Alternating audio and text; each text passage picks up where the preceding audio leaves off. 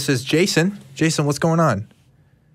Hey guys, I love your show, and so far it's been really fascinating.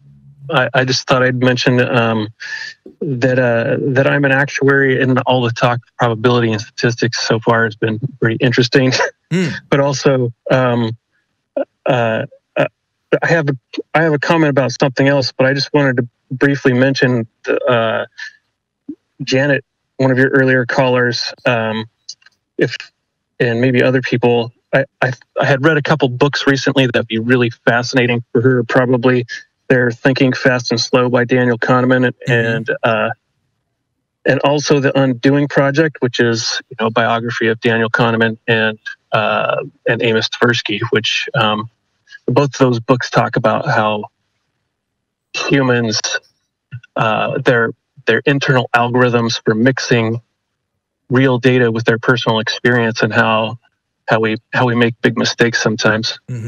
But anyway, so I was calling because I had a comment about a different show where you guys had a caller who was a Christian and who was sharing some really personal experiences about themselves, where the caller's sister had died when they were committed suicide when she was much younger, and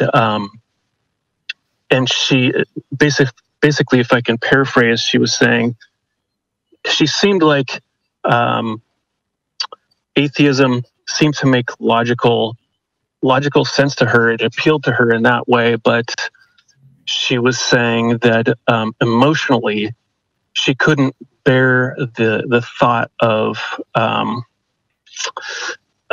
not being with her loved ones again, and that she missed her sister. And Christianity kind of promises that to people, and that she couldn't not be a Christian because she'd be giving that up. And so my question is this: how do you feel about providing comfort, or how would you go about providing comfort for people in that kind of situation?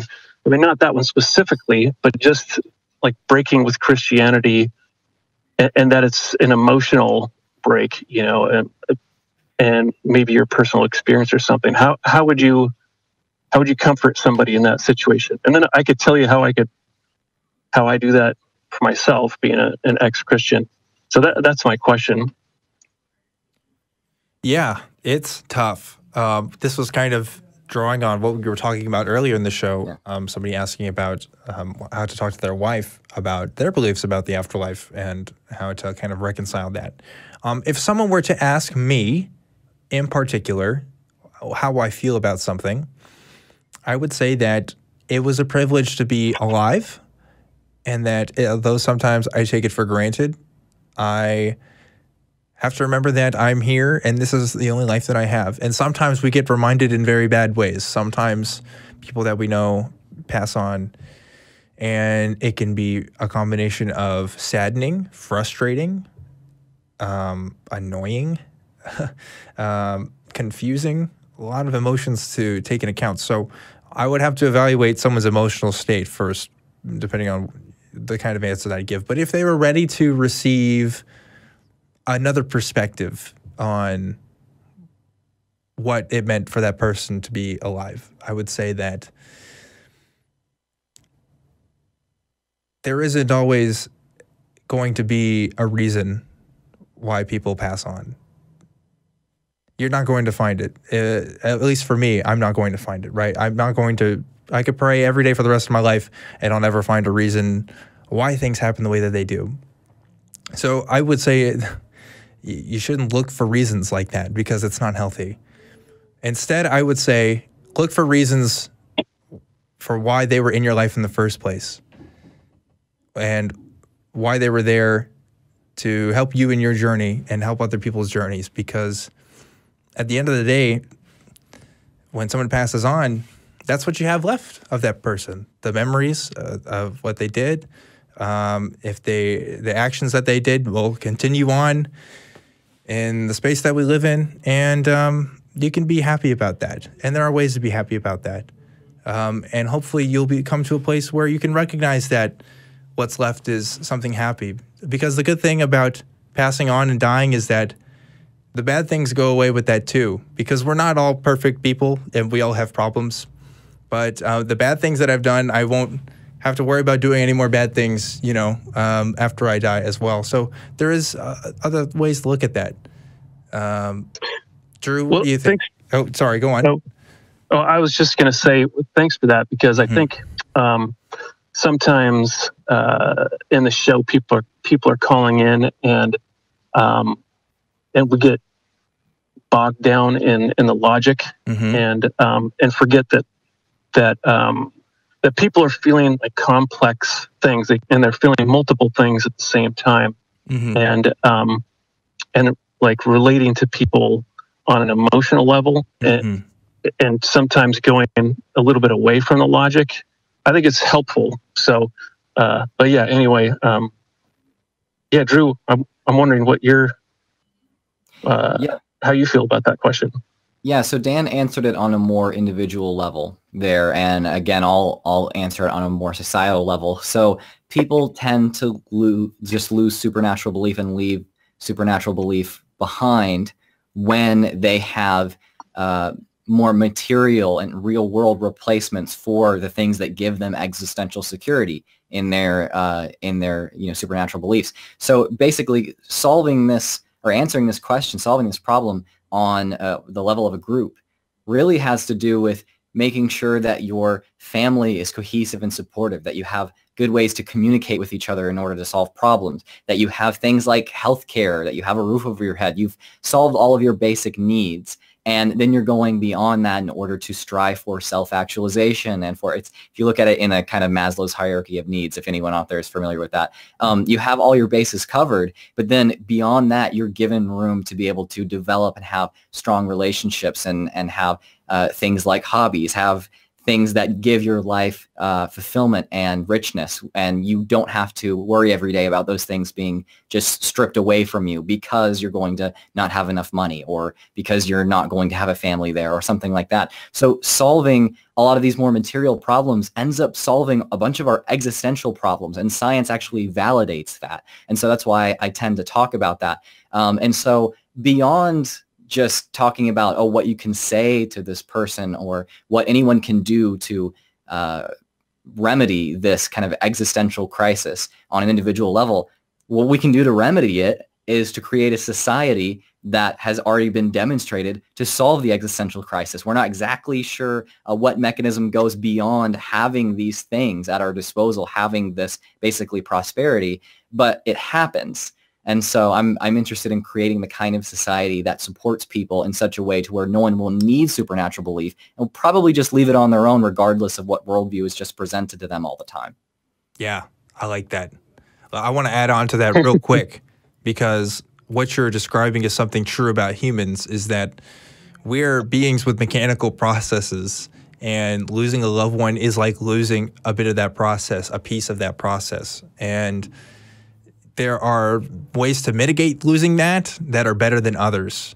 And I like how you mentioned that it is kind of a social problem because different societies deal with death in different ways, some more positive than others. And we can look at the ways that people in those kinds of cultures that deal more positively deal with it, and then, you know, bring it into our own lives. For me, it's cultivating a secular humanist culture in my thinking and stuff. And that's why my answer to you is essentially a perspective of secular humanism, because I'm a natural thing in a natural system, and so I have to, that's where my point of view comes from. So yeah, I like how you can also approach it from a more external point of view that doesn't necessarily involve our philosophical views on life, and just actually point at it empirically. That was very well done, Drew.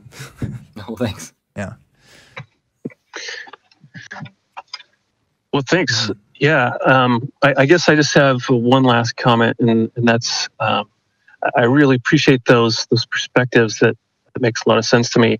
And my comment is just my personal experience. And it kind of came about from reading a couple of books. Actually, one of them I mentioned already was that Thinking Fast and Slow by Daniel Kahneman. And what he talks about in there is kind of how people actually experience life, and there are two basic perspectives. There's this perspective of being in the moment, like how you value what you're experiencing right in the moment. And then there's this kind of retrospective experience where you look back on your life and you judge it. And they're both valid, and people experience both of those things. It's not really one or the other. And I was thinking about how people who were in my life and then and they're not around anymore, and thinking about how I'm thinking about it from retrospectively as a person who travels through time. But if I thought about it as the person who experienced things as they happened, then those people are really always with me. So that's kind of how I think about it. Like, or putting it another way, I'm a person who humans kind of think of time as this stream, or you're just moving along, and once you've gone through a moment in time, you can't get it back. But I think that's just a limitation of our brains, and really we're really kind of existing in that entire time. So those people that I've been around, they're really, I'm always really there. I don't having them or thinking of them or feeling them as being gone is kind of is really just a myth. It's not really. It's just how I experience time. Yes. But if I'm actually always have them there, and so that's one way that I recently started thinking about it, and I thought maybe that would be sharing my personal way might help that caller. But yeah, so absolutely. If you understand naturalism as your philosophy, then you are part of a grand system and you don't actually leave that system in a way that you might think. You have more indirect means of affecting that system after your death, because your death suddenly has an effect on the people around you in a different way than you would when you're alive.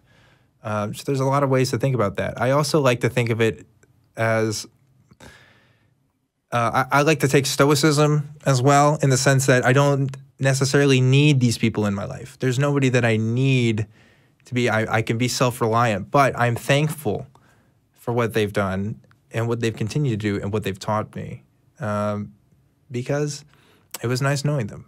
And I know that they would want the same thing. So, Jason, I'm glad you called. Thanks for dropping in. Hope to hear from you again soon. Yeah, thanks. That was deep. Yeah, sure was. All right, man. We'll see you later.